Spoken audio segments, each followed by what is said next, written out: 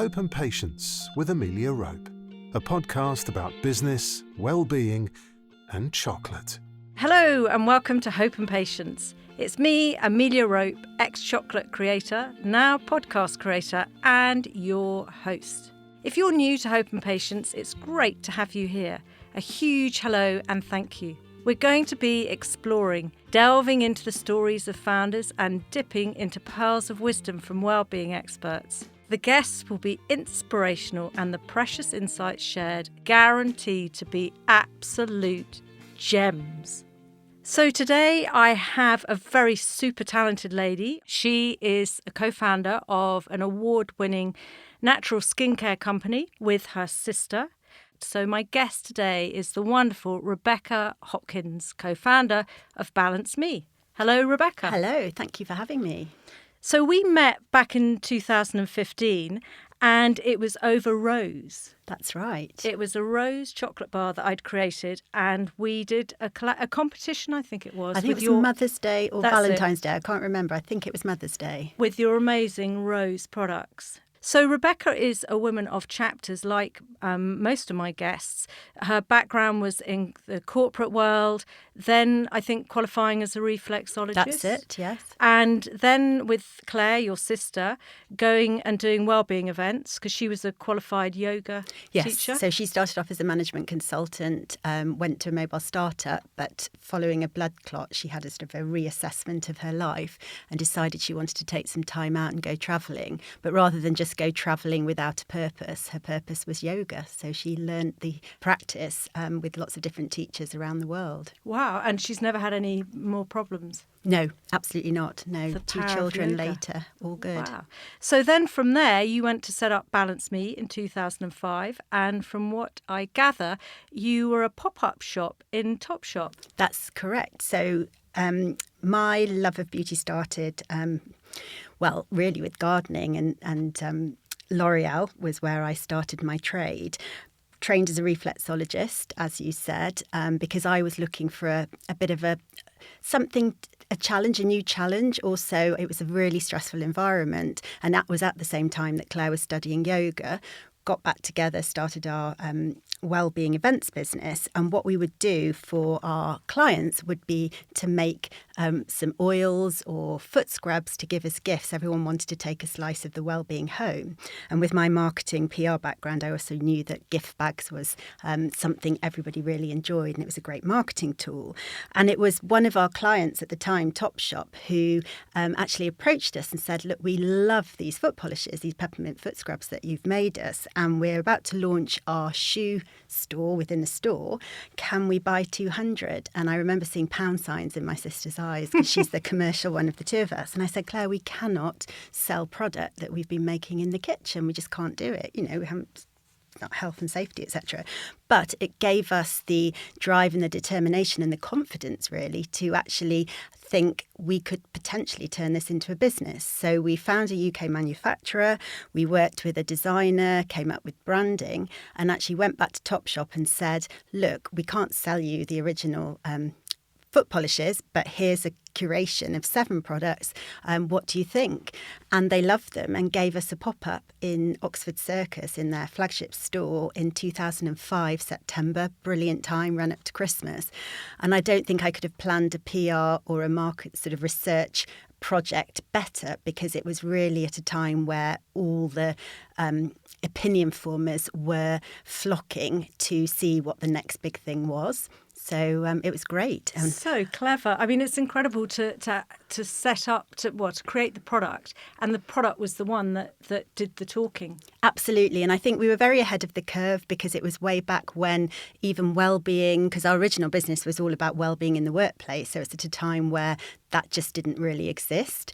And then natural products, again, quite ahead of the curve because people weren't, the industry wasn't really behind it. Customers weren't really behind it. But Claire and I had this joint passion that we really believed in the power of aromatherapy and also bioactives, that there were ingredients out there, natural chemistry, that would be as powerful, if not more powerful, for solving skin concerns. And I think really the reason we started on our wellbeing journey anyway was because both of us were experiencing health issues, skin issues, really, just thinking what is the next step in our career. We want to kind of jump off the wheel, but then we want to jump back on again, but with a new kind of passion. And so what we were able to do was turn our passion into a business, which was really exciting. And then obviously having the support of retailers such as Topshop in order to give us that exposure. Yeah, it's amazing to be ahead of the game. I remember when I qualified as an aromatherapist, people thought, and I said it was an aromatherapy massage, they thought, ooh, it's a bit dodgy. Yeah. And it's like, no, it's not at all. And now your stockists include Boots, Marks and Spencer's, John Lewis, Whole Foods, Waitrose. I mean, it's absolutely amazing what you and Claire have created. Well, I think what was exciting was that when we were in Topshop with our pop-up shop, we sort of were, in a way, looking at new ways to market. But being there and working there allowed us to actually meet our customer. And our customer was carrying the John Lewis, the Harvey Nichols, the Selfridges bags. And John Lewis actually spotted us in there and offered us nationwide distribution at the same time that Harvey Nichols did too. But with Harvey Nichols, it was very much have 3 stores exclusive. John Lewis was nationwide distribution from the following year. And we're 2 girls from Yorkshire, and we were very much like, let's go for full distribution. We've always wanted our products to be really accessible. For us, we feel that if you don't use good products every day, you don't see the benefit. So we really wanted to pitch ourselves in that masstige arena where the products were really luxurious, amazing texture, really cutting edge formula, great smell, obviously aromatherapy, but could be affordable. And John Lewis was a great first partner for us. It's incredible. So moving back, being in partnership with your sister, your parents, were they like, oh my God, both of you are going into business together? And, I mean, that's a very close-knit thing, isn't it, going in with a family member? Absolutely. So we've always been a very close family. We were living together in London, actually, when we were working. I was at L'Oréal, Claire was in consulting. And I was actually married when or getting married when we started our first business. I had my second daughter just as we were launching nationwide in John Lewis. And I think that we've always had this really close bond. We share the same values. And I think that's really important when you pick a business partner. But also we've got very different complementary skills. So that's really helped the business. And I think we trust each other implicitly. We know when one of us is going to have the say. So, it depends on the decision that has to be made. But we've never regretted being in business together. And Claire's now married. We've both got 2 children each. Mine are a bit older, obviously teens now. And I think that's also helped too, because being women in business, there is one has to sometimes factor children in, and we've been able to support that journey. And I think that's the other great thing about having your own business. You are in charge of your own destiny. And I think it helps with that whole juggle of motherhood, relationships, family, etc. Do you have boundaries, though? Do you have that sort of switch-off thing where you are definitely sisters, and then there's other times where you're definitely business partners? Absolutely. There is another sister, actually. She lives overseas in Singapore and is over every summer, and we all get together. And I think when we're together on family holidays or family occasions, such as Christmas, birthdays, there is that sense that we just don't talk business and the sort of family thing takes over.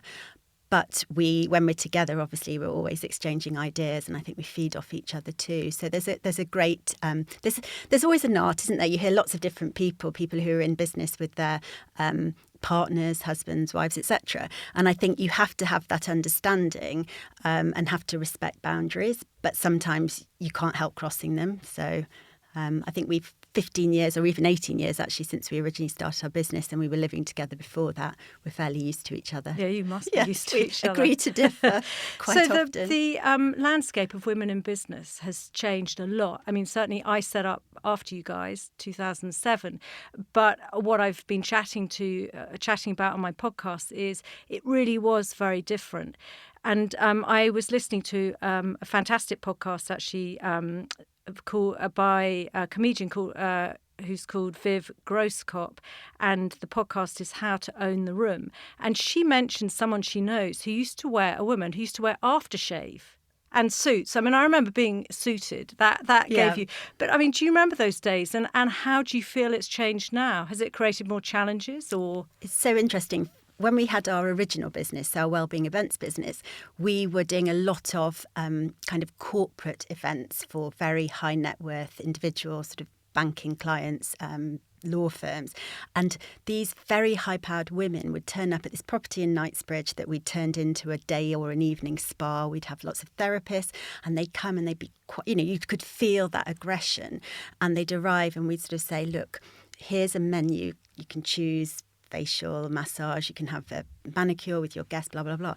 And honestly, you could just see them decompressing and starting to relax, and it would get to the end of the evening and they'd kicked off their shoes, they'd come very suited and booted, and they were discussing fashion and all sorts with the sort of other people there, and it was really refreshing to see that actually women could relax and they shouldn't feel embarrassed to relax and to have a spot of pampering amongst other women, because I think then 15 years ago, it just women didn't seem to be allowed to be women, and the landscape's really changed now. And I think certainly in beauty, we've seen tons of entrepreneurs. There's so many that are women. We've got really great friends who are we're sort of in similar businesses, and it's really refreshing to see. But definitely, there's been a switch, and now almost away from suits and everything goes, and almost. You don't want to be too smart, because I think sometimes you're not taken as seriously if you're seen to be too kind of businesslike. I think that it loses the creative edge. So it's very fascinating. I think a lot has changed in the last 18 years, but still, I think there's not quite enough that's done to support women. So it's really refreshing to see that there's a change now. And certainly we bank with NatWest, and Claire was part of Alison Rose's Rose Review. Oh, wow. And I think that's been a real eye-opener for sort of the economy, and to actually look at taking female entrepreneurs a lot more seriously. And sort of back us and give us more support where it's needed. I think it's really good as well that we have characters.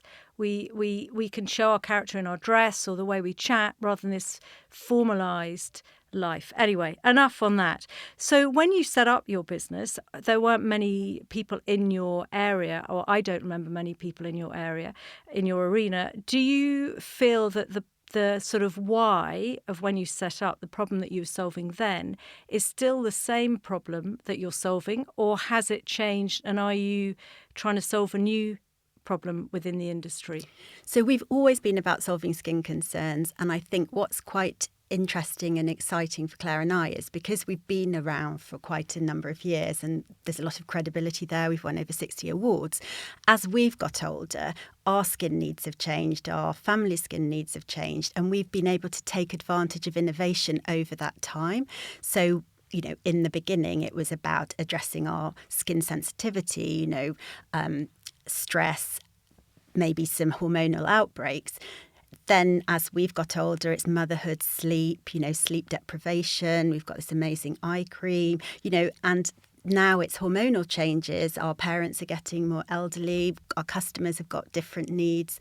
And so I think we've really been able to harness that in our innovation. And it's what's driven that, and also driven our continued interest in product, sort of new product development. And so there's always going to be skin concerns. But I think if we look at it we've always looked at it as life stages rather than anti-aging or whatever, we've always got something that will address a need. And I think that's very important and will never change. Is it difficult to remain unique with so many people doing it, saying that they're natural? And I question the word natural. I feel it gets bandied around very readily, a bit like the word luxury or premium.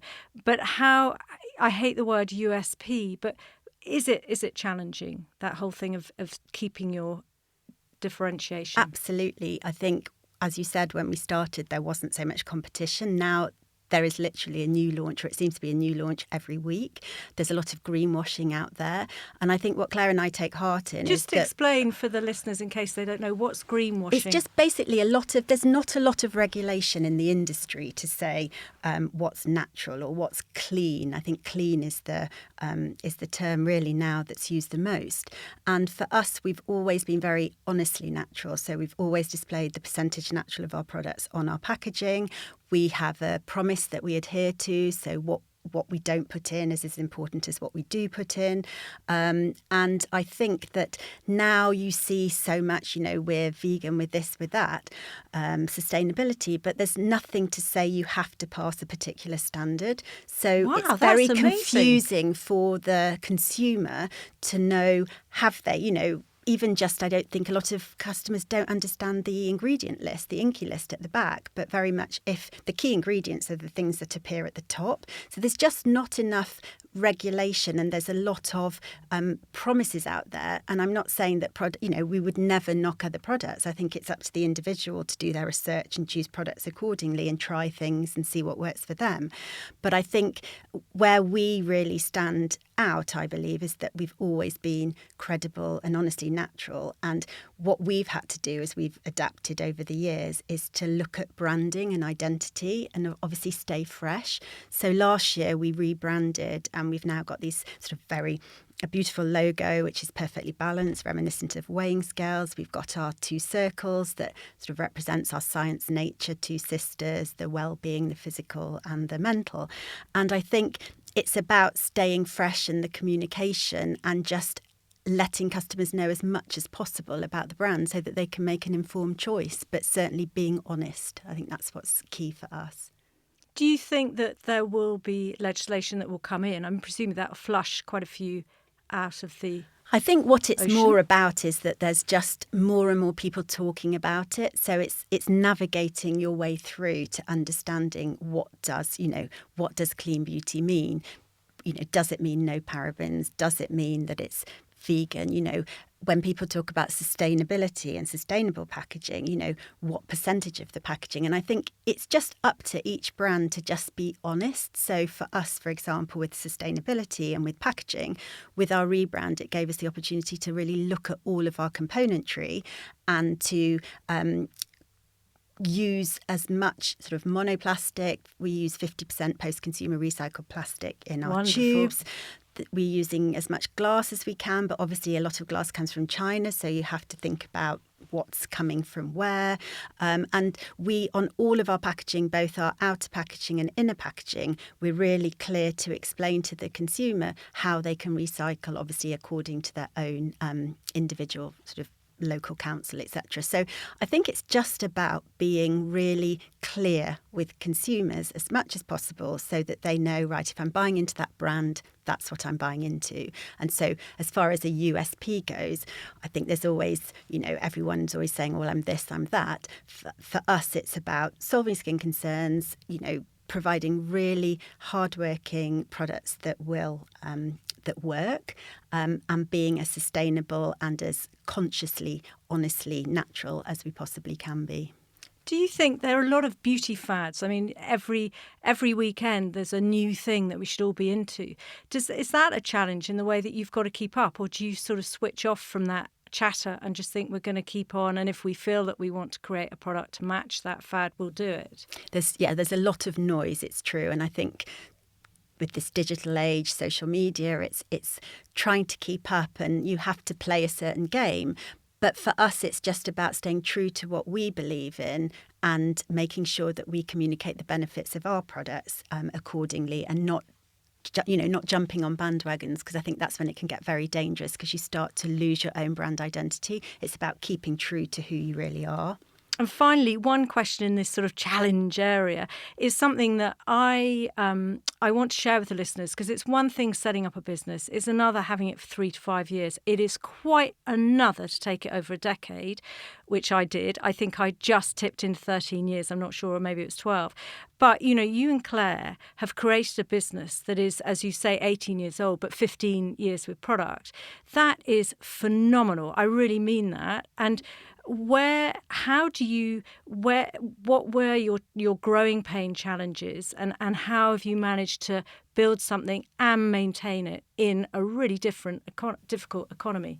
I think for us, it's about we're actually still self-funded, so that is Wow. a challenge in itself. That is and I think amazing. cash flow isn't always easy, but for us, it's about staying in control of our own destiny. So it's not about necessarily being the biggest and the best. It's just about creating and being passionate about products that we really believe in, that we think make a difference, and being sort of true to that and keeping going. And, there'll be some times when it's hard and sometimes that it won't. But what drives us forward is the innovation, is the desire for our products, and thinking, gosh, we've got our own business, and working for ourselves and being able to put family first sometimes when we need to, always being able to attend, as our children, they have needs too. So I think there's flexibility. And that's, for us, that is the definition of success and what drives us forward. It's actually being in charge of our own business destiny. So, Rebecca, what do you think about the words when you hear them, success and failure? What do they mean to you? I think success personally has been something that I'm really proud of. I think I've got 2 daughters, they're in their teens, they're busy studying at school, and to actually be able to show them that study can, it pays off. You can have a really fulfilling career, something that you're very passionate about, but also it, can pay the mortgage. It actually can fund our lives. And I think for me, that's very personally fulfilling that I've managed to do that with my sister ourselves. And failure for you personally?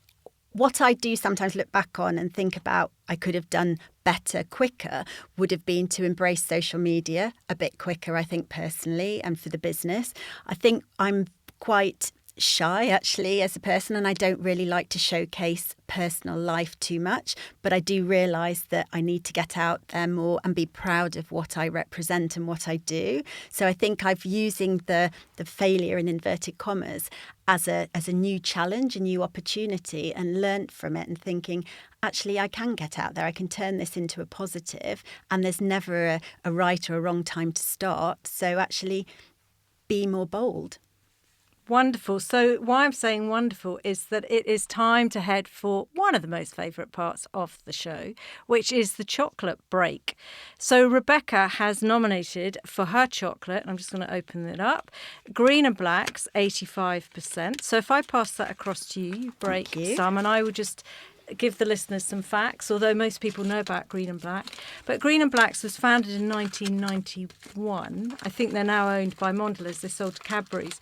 They were set up by a phenomenal pair, Craig Sams and Josephine Fairley. And the thing that really took off, from what I'm aware, was that it was the first organic and fair trade chocolate bar, but they created one called Maya Gold. And this Maya Gold was a mix of spices and citrus notes, and it really confused the palate. It intrigued it, and so you had to keep eating it because you were just trying to work it out, and it went crazy. So but really inspirational, and I recommend a book later, but there is a brilliant book on the Green and Black story, which is a fantastic read whether you're into chocolate or not, which is written by Craig Sams and Josephine Fairley, his wife, and it's called Sweet Dreams, the story of Green and Blacks.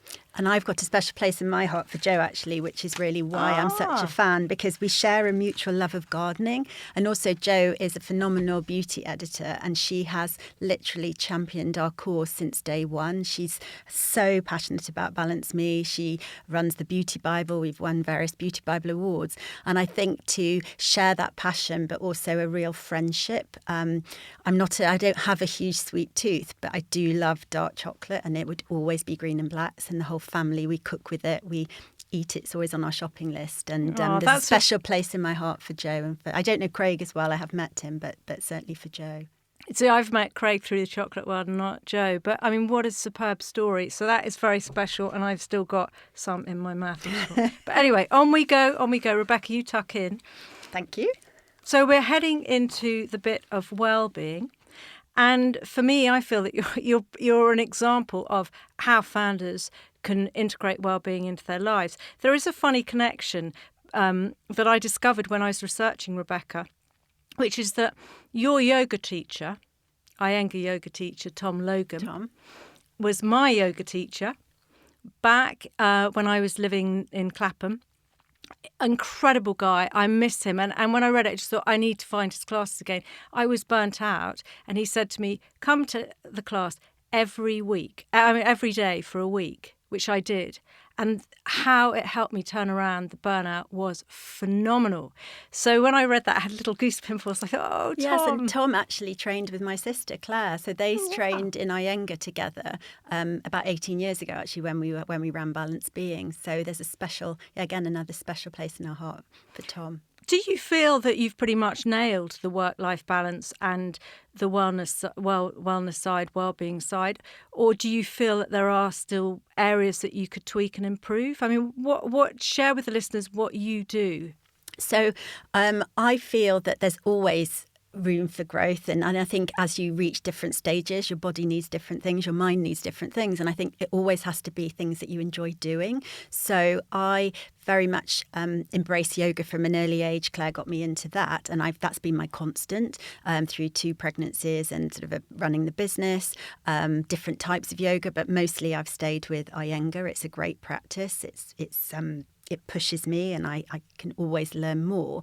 But I think when I hit my 40s, actually, I got really into running, and I still do that a lot because I find it really helps me de-stress. I can go early morning and go late at night. There's no sort of tying to that.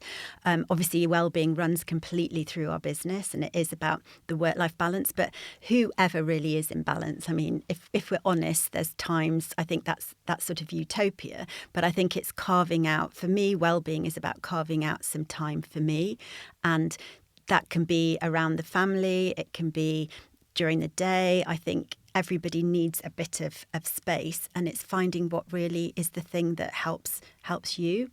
Like you said with your yoga, that really gave you sort of peace and calm. For me, sometimes it's about physical challenge, and sometimes it's about sort of mental stability.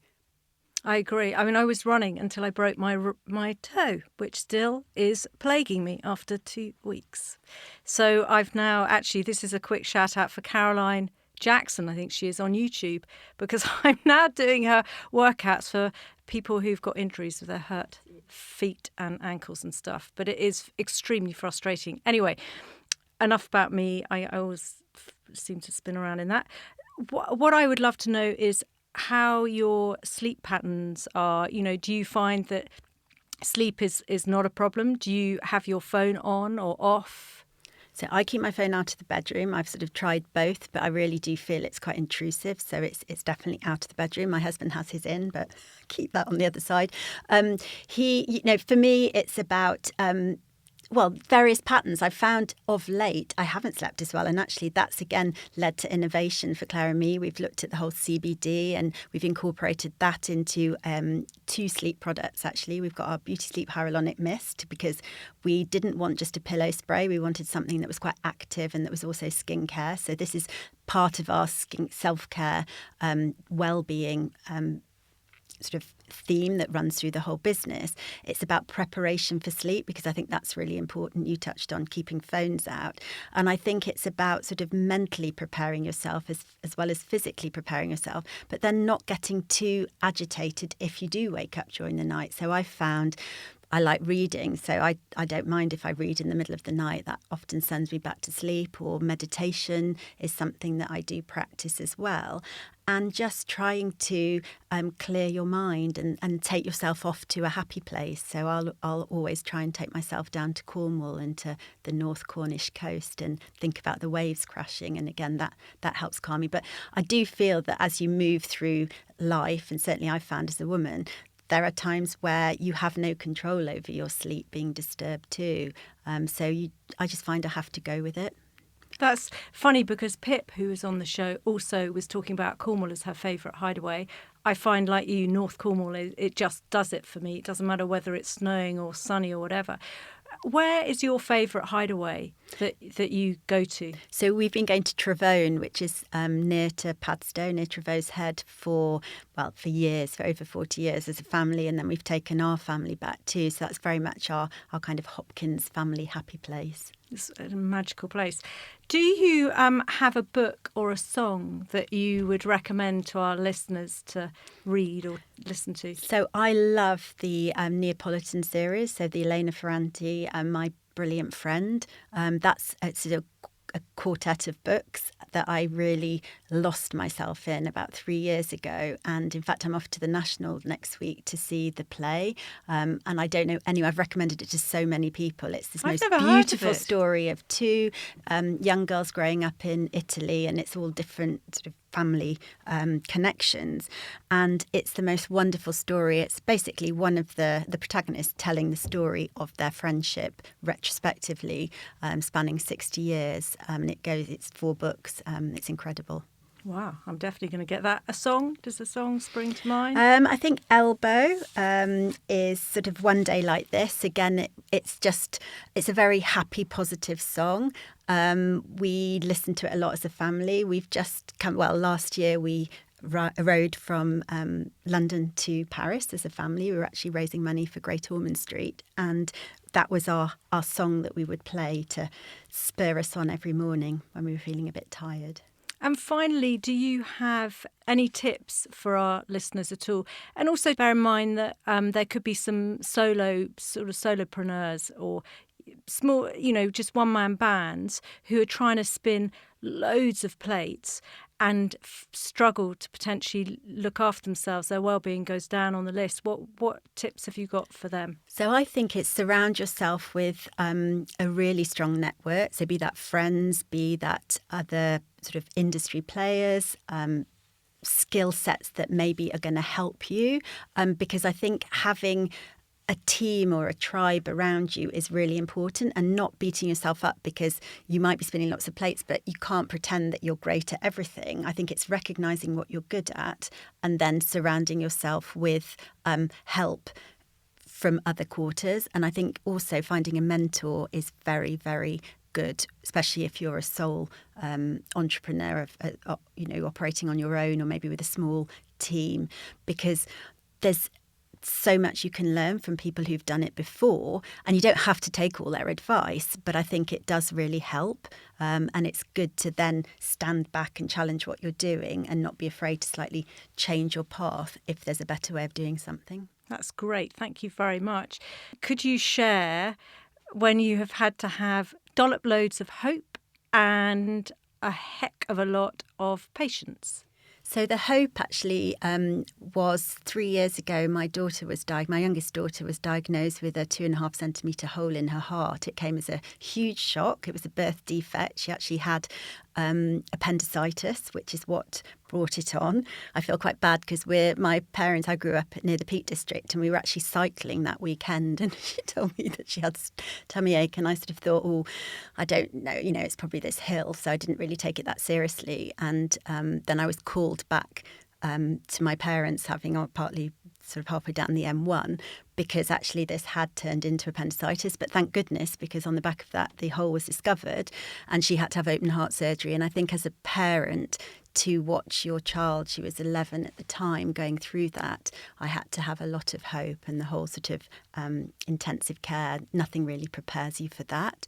But she's completely fine, very successful operation. And on the back of it, we actually cycled to Paris to raise money for Great Ormond Street. So I think that's where maybe we had to have a lot of patience, because we needed to do lots of training. And I was probably the slowest. Maybe that's the patience they had to have with me. I was always at the back, but we made it. And we raised over £6,000, so it was great. That is incredible. But how amazing that they managed to find out what it was and sort it out. Absolutely, and operate, and really successfully. And funnily enough, always at the time you think, gosh, this is we're a solo case, but the surgeon was operating on 3 holes that day. So I think that also gives you heart that really they know what they're doing. It's the most incredible hospital, and we are so grateful to them for all the care that they gave us as a family. You have incredible products in your range. Thank you. And you are a glowing sort of orb of health when I look at Rebecca. But do you have anything new that you would like to share with us? It's probably not so new. It's new in the last 18 months, and we've just won our first award for it, which is very exciting, a beauty industry Oscar. But it's our vitamin C repair serum. Oscars? Well, wow. The Cosmetic Executive Women is Oh, look, there's a bag so being there's a bag, opened. and there's a product here for you, our vitamin C. The reason I love this is, again, being busy. Oh, the producer, hold on a second. He's just saying he wants some. He wants I think he some wants too, to give it to his wife to keep her happy. Well, he can try it mine. in a minute. We can all You're have the an first experiment. guest who's brought a gift. Yes, I mean, so wow. the We thing want I- her on the show again. This was a real labour of love because it was something Claire and I wanted to create for a couple of years. We started off with a different ingredient, but we were looking for a natural niacinamide actually, but it turned into finding and sourcing a very stable vitamin C. And we're so proud of it. It ticks lots of boxes. It's great for hydration, boosts elasticity, targets pigmentation, because part of the reason that we started on this journey was our customers, their second biggest skin concern was pigmentation. So again, really That's when great you for get that. dark. Dark patches, I age have spots, that. etc. Sunbathing, sun no damage, sun cream. and it's just great for tone. It's great, as I said, for radiance, and I think everyone wants that glow. So this is my absolute daily staple. It's my daily dose of vitamin C. So I brought you some. Wow. So from thank now you for on, having everybody, me. I will be glowing. Or if the producer has some, he will be glowing too. Or Henry, his new little helper. I love the packaging. It's so simple. you. It's gorgeous.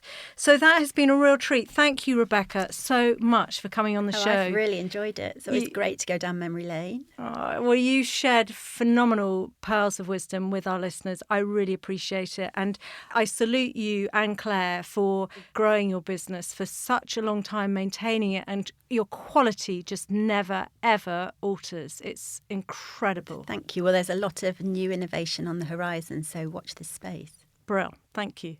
So the book I'd like to recommend for this episode is not a business book. It's really precious insights into prison life. Now, I'm a volunteer, as some of you might know, for Find Cell Work, and I am a volunteer business mentor, and I have a really smashing ex-offender mentee at the moment who I'm mentoring, and I'm trying to get more of an insight into prisons. But this one is fascinating. It's written by a guy called Chris Atkins. It's called A Bit of a Stretch, The Diaries of a Prisoner. He was a documentary filmmaker. He got involved in a slightly dodgy tax funding for one of his films, and he ended up in Her Majesty's Prison, Wandsworth, with a sentence of 5 years. And it's a really valuable insight. The quote for this episode is one by Helen Keller. Life is either a daring adventure or nothing at all. So my thoughts this week have been on the power of chat. Now, at the beginning of this episode, I mentioned how I came across Rebecca, which was really through chatting to a neighbour and talking about chocolate and aromatherapy and all that side of things. And that's how I did the collaboration, which was a phenomenal honour for me and a great success. And it helped my business a lot. And another example of the power of chat was that my design my design god is Paul Smith. It always has been. And my last packaging design was my signature, which was inspired by Paul Smith. I was in his store one Christmas. I turned around. I went bright red, I have to confess, because there he was standing there. And I just thought, I've got to grab this moment. So I went up to him, very nervous, sort of stuttering, and just saying, "Oh gosh, you're my design god." Anyway, he was the most incredible guy, and I ended up going to see his studio and everything else. So the power of chat is really, really powerful. And it doesn't, even if you feel shy, even if you feel your words are really clumsy, you just never know where it can lead you. And there was one very good article I read it was on LinkedIn, about a guy called, his name was Tundi Okawali, and he had failed his second year in his law exams. He went to work in Sainsbury's, and for 6 months he asked everybody who came his way when he was filling shelves or working the cash out if they could give him, or if they knew of anyone who could offer him legal work experience. He won an MBE in 2010 for his work with urban lawyers, and he is now the governing master of the bench at the Inner Temple. So it just shows the power of chat is phenomenal. Go out there, chat, and see what it brings you. And let me know. Please email me, pop it on a social media post. Tell me what you have done through the power of chat, because I would love to hear and share it on an episode. Thank you, my lovely listeners, for finding hope and patience. I'll be back with another story soon, so make sure you subscribe to get the latest episode. And if you like what you hear, please feel free to give us a positive rating, subscribe and spread the word, because sharing is caring. I would also love to know what you'd like to hear more of, less of, and importantly, none of. Just let me know via the website. So until next time, keep that sparkle. Bye! Hope and Patience with Amelia Rope. Join the conversation at hopeandpatience.co.uk or find Amelia on Facebook, Instagram and Twitter @Hope and Pat.